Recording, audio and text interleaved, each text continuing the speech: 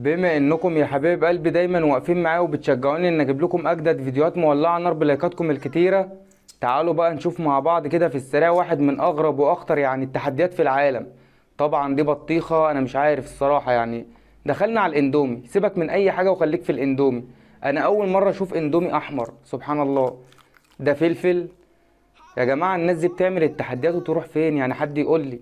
اكيد في حاجه غلط بتحصل، سبحان الله انا هسكت. انت قول لي رأيك في التعليقات، تعرف تعمل تحدي زي ده ولا الموضوع صعب؟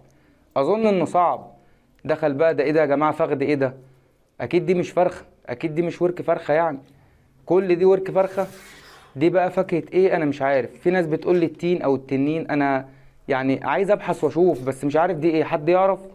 ده اخطبوط، سبحان الله. تخيل انك تاكل الاخطبوط وتلاقيه بيلعب. بيشرب بقى. بقاء لله يا جماعة.